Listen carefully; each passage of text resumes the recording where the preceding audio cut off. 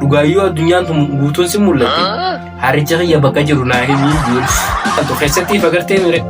Wayii dullattii tana jaalataa. Wayii jettee.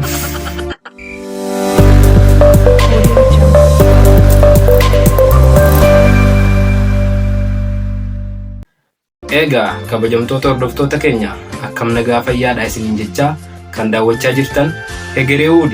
Hegeree Wood share, like, subscribe godhuudhaan nu cinaa dhaabbadhaa nu jajjabeessaan dhaamsa keenya kan kabajaatii fi kan ulfinaati. Egaa qophiin har'ee isiniif qabannee dhufne baacoodha. Baacoon afoola Oromoo keessaa isa tokko kan ta'edha. Har'a baacoo huflaatan ajaa'ibaatiin isinii qabannee dhufe hanga dhuma qophii teenyaa waliin turaan dhaamsa keenya kan ulfinaatii fi kan kabajaati. Namticha tokko baadiyyaa fagoo magaalarraa haalan fagoorraa hasala gubeeti magaalaa fide. Yeroo kana harrichi hogganni guyyaa hasala kana gurguraa oolu harrichi kun jalaa bade. Oggoo kana namtichi kun guyyaa barbaadaa oolee dhabee firraa baadiyyaan inni itti galu fagoo waan taateef halkan magaaluma san bulee ganama barbaaduudhaaf murteesse. Yeroo kana mana sireedhaa dhaqee buluudhaan murteessee yeroo mana sireedhaa san dhaqu sireen tun qulqulluudha waan taateef uffanni isaa xuriidha. Saniifuu siree tanarra buluurra jeeti siree jala seenee bulu. Oggoo kana warri mana sireedhaa sun dhufanii hogga laalan hin jiru namtichi mana keessa. Firraa nama biraatiif siree san nama biraatiif dabarsuudhaaf murteessan. Oggoo kana jaalalleewwan lamaan tokkoof dabarsuudhaaf murteessanii jaalalleewwan lamaan saniif kannan jaalalleewwan lamaan sun halkan inni dhiiraa akkana jaan yaa bareedduu tiyya hoggansi erge addunyaa tana guutuun nan mul'ata jaan. Sanboodara namtichi siree jala ciisu jiru kun dhageeti dhugaayyoo addunyaan tun guutuun si mul'atte. Achuma ciisee jechuun siree san jala ciisee dhugaayyoo addunyaan tun guutuun si mul'atte. Haricha kiyya bakka jiru naa himii jiru.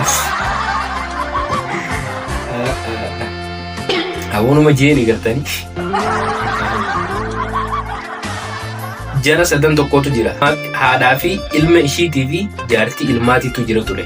Jarri kun mastaawota takkaan garre TV takkaan garre. Hogga kana magaalaadhaa mana bitatanii itti galan. Yeroo kana bulanii keessa bulanii turanii abbaan manaa kun karaa hojiidhaa deemuudhaaf ka'e. Hogga kana mana keessatti mastaawota argee mastaawota san keessatti hoggee fargu wayii abbaa kiyya yaaboo jee mastaawota keessatti ilaalee boo'e. Sanboota jaartiin isaa dhufattee ilaalu jirti. Namtichi kun maalumaa gooyyattee osa laalu sanboodara inni kute karaa hojiidha. Yeroo kana hogganni karaa hojii kutu jaartiin isaa fiigaa dhuftee tun mastaawota keessatti ilaalte. Wayii jaalallee biraa qabaa footoo ishee keessa ilaaleetii jira jetteet ishiinillee iyyite booga. Sanboodara haati ilmaa sun jechuudha. Haati ilmaa maal taate intal maaliif iyyite jetteen jaartii ilma ishee kanaan. Yeroo kana intalti sunis jaarsi jaartii biraa qabaa suuraa ishiidhaa ilaaleet boo'u jira jetteen. Sanboodara akkoon sunis mee suuraan ishiidhaa mee jettee nagarsiif jettee hogga dheeyitee ilaaltu. Keessatti fagartee mire wayii dullattii tana jaalataa wayii jetteen. Egaa kabajamtoota hordoftoota keenya qophiin keenya kabaacoo har'aaf qabanne kana fakkaata. Ammallee hanga viidiyoo biraatiin walitti deebinutti chaanaala kana subscribe godhaadha. Akkasuma hiriyoota keessaniifis share godha. Waan nu hordoftaniif galatoomaa isiniin jaa.